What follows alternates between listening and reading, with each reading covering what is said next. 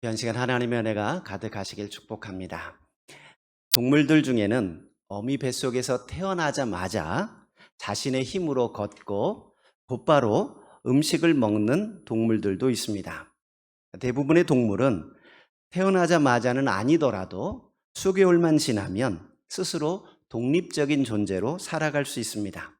그런데 사람은 갓 태어나면 아무것도 할 수 없습니다. 혼자서 걸을 수도 없고 음식물을 먹을 수도 없습니다. 정말 보잘것없고 연약하기 짝이 없습니다. 최소한 1년은 지나야 뒤뚱뒤뚱 걷게 되고 또 3살은 되어야 말을 할 수 있습니다. 유치원을 다니고 초등학교에 다니는 동안 부모나 주변 사람들의 도움을 받지 않으면 혼자서 살아갈 수가 없습니다. 그리고 대학생이 되고 성인이 되었다고 해도 혼자 살아갈 수 있는 것은 아닙니다. 여전히 부모와 사회의 돌봄을 필요로 합니다. 공동체를 만들어 생활하고 서로 의존하려는 이 사람들의 성향 때문에 인간을 사회적 존재라고 말하기도 합니다. 사람은 이처럼 연약한 존재로 태어나고 누군가의 도움을 받으며 자라다 보니 자연스럽게 누군가를 의지하는 존재로 살아가게 됩니다. 어릴 적에는 부모의 돌봄을 받으며 살아갈 수밖에 없고 또 부모의 돌봄을 받지 못했다고 해도 나 자신이라도 믿어야겠다라고 생각하며 자신을 의지하는 사람들도 있습니다. 이처럼 사람들은 부모나 주변 사람들을 의지하며 심지어 자기 자신을 의지하며 살아갑니다. 그런데 오늘 본문 5절에 보면 사람을 믿으며 육신으로 그의 힘을 삼고 마음이 여호와에게서 떠난 그 사람은 저주를 받을 것이다 라고 말씀하고 있습니다. 사람은 누군가를 의지할 수밖에 없는데 그 대상이 사람이거나 육신으로 그의 힘을 삼으면 저주를 받는다고 말씀하고 있습니다. 무슨 뜻일까요? 이는 아이가 부모를 의지하거나 다른 사람의 도움을 받아서는 안 된다는 말이 아닙니다. 자신을 도울 수 있는 것들을 소유하지 말라는 의미도 아닙니다. 여기서 사람을 의지하거나 육신을 그의 힘으로 삼으면 저주를 받게 된다라는 이 말은 연약한 인간을 하나님보다 더 의지하지 말라는 것입니다. 예레미야 선지자는 우상을 숭배하고 하나님을 떠나고 정의와 진리에서 벗어난 유다 백성들을 향해 하나님의 심판을 선포하였습니다. 북방에서부터 기울어진 끓는 가마의 환상을 설명하면서 하나님께서 갈대아 사람들을 일으키셔서 죄악이 가득한 예루살렘을 심판하실 것이다 말씀해 주었습니다. 그런데 유다 사람들은 전혀 듣지 않습니다. 아무리 심판을 외쳐도 유다 백성들은 예레미야 16장 10절에 보면 여호와께서 우리에게 이 모든 큰 재앙을 선포하시면 어찌 됨이며 우리 죄악은 무엇이며 우리가 우리 하나님 여호와께 범한 죄는 무엇이냐라고 말합니다. 유다 사람들은 자기가 무슨 죄를 지었는지조차도 모르고 있습니다. 그러면서 하나님이 왜 저렇게 화를 내신대? 왜 우리를 심판하신대? 우리 죄가 뭔데? 라고 하면서 질문한다는 겁니다. 하나님께서는 유다 백성들이 다른 신들을 따라 섬기고 그들에게 절하는 것을 보면서 이 땅에서 쫓아내겠다고 말씀하셨습니다. 하지만 그들은 설마 사랑의 하나님께서 다윗과 약속하신 예루살렘 성을 멸하시기야 하겠어? 라고 말합니다. 특별히 예루살렘 성 안에는 하나님이 거하시는 성전이 있는데 어떻게 이 예루살렘을 멸망시키겠어? 라고 반문하고 있습니다. 이처럼 심판의 예언을 듣고도 그들은 하나님께로 돌아오지 않았습니다. 오히려 북쪽에서 오는 바벨론을 물리치기 위해 남쪽에 있는 애굽을 의지하고 애굽의 도움을 요청합니다. 하나님을 의지하지 않고 바알과 아세라와 같은 우상을 의지하고 우상에게 도움을 요청합니다. 하나님께서는 이처럼 사람을 믿고 육신을 그의 힘으로 삼고 마음으로 여호와에게서 떠난 그 사람들을 향해 저주를 선포하십니다. 이들의 결과는 6절에 보니까 사막의 떨기나무 같아서 좋은 일이 오는 것을 보지 못하고 광야 간조한 곳, 건건한 땅, 사람이 살지 않는 땅에 살 것이다 라고 말씀하십니다. 떨기나무는 발가벗다 라는 뜻을 가진 동사 아라르에서 유래한 단어입니다. 가지만 앙상한 작은 나무를 이야기합니다. 떨기나무는 태양과 타는 듯한 사막의 열기에 노출된 채 생존 가능성이 거의 없는 그런 상태로 살아가는 그런 존재를 비유하고 있습니다. 광야는 사람이 살지 않고 사람이 살 수 없는 곳입니다. 간조한 곳은 타다, 수치되다 라는 뜻을 지닌 동사 하라르에서 유래한 명사로 하나님의 진노의 불길로 인하여 그을리고 말라 비틀어진 메마른 곳을 이야기합니다. 건건한 땅이라는 말은 소금기가 있는 불모지를 가리킵니다. 소금기가 있는 땅에서는 식물이 제대로 자랄 수 없습니다. 우리나라 서해안에 보면 간척한다고 땅을 막아 놓았는데 몇 년씩 아무것도 안 하고 묵혀두는 이유는 소금기를 빼야 곡식을 심을 수 있기 때문입니다. 이와 같은 사막이나 광야나 간조한 곳, 건건한 땅의 공통점은 식물이 잘 자랄 수 없을 뿐만 아니라 열매를 기대할 수 없는 곳을 이야기합니다. 하나님보다 사람을 의지하게 될 때 이런 비참한 삶을 살아가게 된다라고 말씀하십니다. 반면에 여호와를 의지하며 여호와를 의뢰하는 그 사람은 복을 받을 것이라고 7절에 말씀하고 있습니다. 그는 물가에 심어진 나무가 그 뿌리를 강변에 뻗치고 더위가 올지라도 두려워하지 아니하며 그 잎이 청청하며 가무는 해에도 걱정이 없고 결실이 그치지 아니함 같다라고 말씀하고 있습니다. 우리나라는 비교적 강수량이 풍부한 편입니다. 그래서 물가에 심겨진 나무나 다른 곳에 심겨진 나무나 별 차이가 없습니다. 하지만 이스라엘의 경우는 다릅니다. 비가 많이 내리지 않는 지역입니다. 그래서 요단강과 같이 물줄기 근처에 심겨진 나무와 다른 곳에 심겨진 나무는 차이가 많습니다. 물가에 심겨진 나무는 항상 푸르름을 유지하고 풍성한 열매를 맺지만 다른 곳에 심겨진 나무는 우기 때는 성장하고 결실하지만 건기가 되면 성장을 멈추고 결실할 수 없게 됩니다. 하나님께서는 여호와를 의지하고 여호와를 의뢰하는 사람이 물가에 심겨진 나무와 같다라고 말씀하십니다. 여호와를 의지한다라는 말은 미브타흐라고 하는 단어인데 신뢰하다, 확신하다라는 의미입니다. 의뢰하다라는 말은 바타흐라는 단어인데 믿다, 신뢰하다, 의지하다, 안심하다라는 뜻입니다. 본문에서는 여호와를 신뢰하는 데서 오는 안도감을 나타냅니다. 이처럼 여호와를 믿고 의지하는 사람은 물가에 심어진 나무와 같다라고 말씀합니다. 물가에 심어진 나무는 더위가 찾아와도 두려워하지 않습니다. 팔레스틴의 더위는 살인적입니다.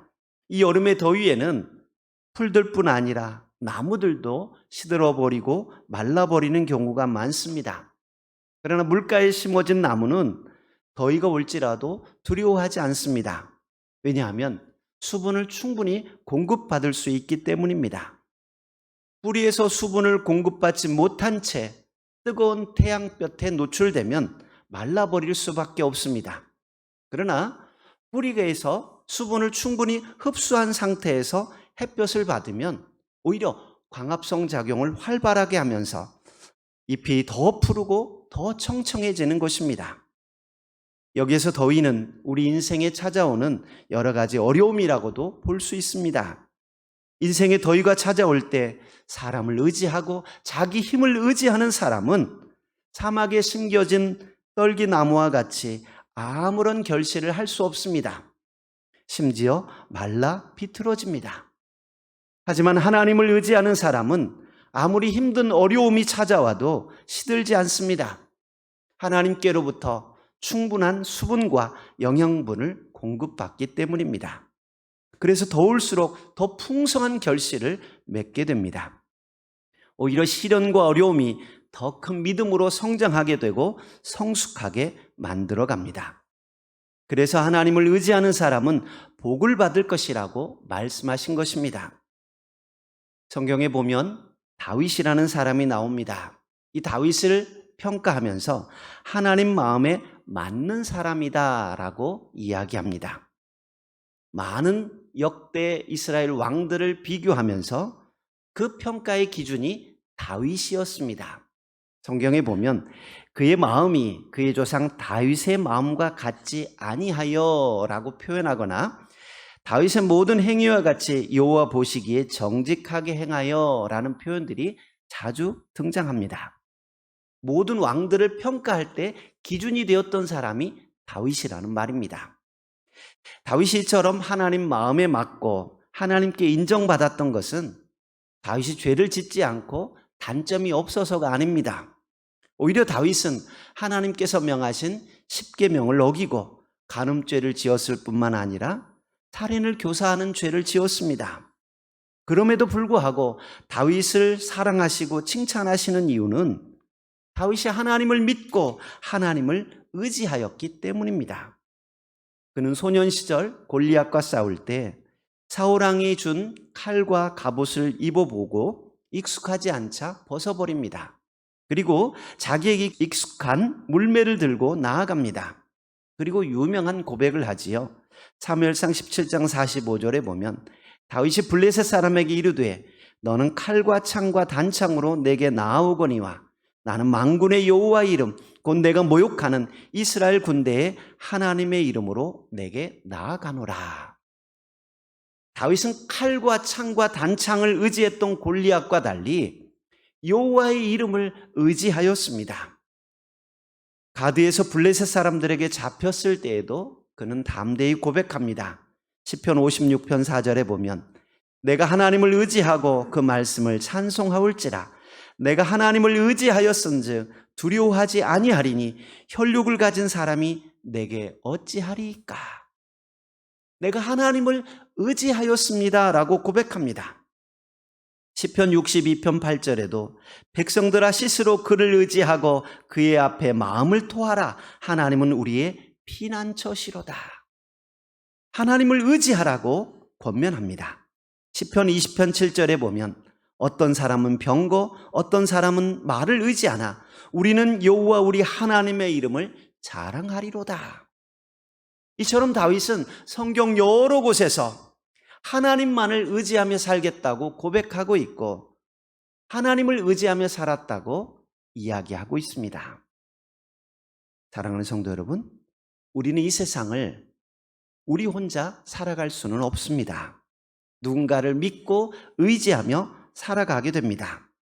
태어나면서 부모를 의지하고 자라면서 친구를 의지하고 배우자를 의지하고 자식을 의지하며 살아갑니다. 의지할 사람이 없는 사람은 자기 자신이라도 의지하고 자기가 모아놓은 재물이나 지위나 능력을 의지하기도 합니다. 하다못해 보험이나 연금을 의지하는 사람도 있습니다. 우리가 믿을 만한 후원자가 있다면 든든하고 안심이 될 것입니다. 그러나 하나님께서는 사람을 의지하거나 육신의 힘을 의지하지 말고 하나님을 믿고 하나님을 의지하라고 말씀하십니다. 세상 사람들은 더위가 찾아올 때 사람을 의지하고 물질을 의지합니다. 자기가 가진 병거를 의지하고 말과 칼과 창을 의지합니다. 그러나 이런 것을 의지하는 자는 저주를 받는다고 분명히 말씀하고 있습니다. 여러분, 물질이나 사람보다 하나님을 더 의지하십시오. 9절 보니까 사람을 믿고 의지해서는 안 될 이유를 말씀해 주고 있습니다. 하나님께서는 만물보다 거짓되고 심히 부패한 것이 사람의 마음이라고 말씀하고 있습니다. 의인은 없나니 하나도 없다고 하신 말씀처럼 사람은 믿음의 대상이 아닙니다. 진실해 보이는 사람도 거짓될 수 있습니다. 그것이 인간입니다. 그렇게 철석같이 약속해 놓고도 손바닥 뒤집듯 나중에 다른 말을 하는 것이 인간입니다. 부모가 자식을 배반하고 형제가 형제를 배반하고 남편이 아내를, 아내가 남편을 배신하기도 합니다. 절친으로 지내던 친구지만 돈 몇 푼에 우정을 배신하는 사람들도 있습니다. 인간의 내면은 알 수가 없습니다. 심지어 나 자신도 자신의 마음을 다 알지 못합니다. 그래서 9절에 보면 만물보다 거짓되고 심히 부패한 것은 마음이라 누가 능히 이를 알리요? 라고 말씀하고 있습니다. 아무도 모른다는 거예요. 사람의 마음은 헤아릴 수 없을 뿐더러 거짓되다고 말씀하고 있습니다. 그래서 사람을 믿었다가 상처를 받는 분들이 많습니다. 나도 내 마음을 못 믿는데 누구를 믿겠습니까? 내 마음이 하루에도 12번도 더 바뀌는데 다른 사람의 마음은 오죽하겠습니까? 모든 사람은 완벽하지 않습니다. 사람 때문에 시험 들고 상처받지 마십시오. 만물보다 거짓되고 심히 부패한 것이 사람의 마음입니다. 우리가 누군가에게 배신을 당했다면 상처받고 원망하지 마십시오. 오히려 사람은 원래 그런 존재거니, 그런 나약한 존재거니 라고 생각하면서 오히려 그를 위해 기도해 주십시오. 인간은 자기 자신이든 다른 사람이든 절대로 신뢰의 대상이 될 수 없습니다. 물론 그렇다고 모든 사람을 믿지 말고 불신하라는 말은 아닙니다.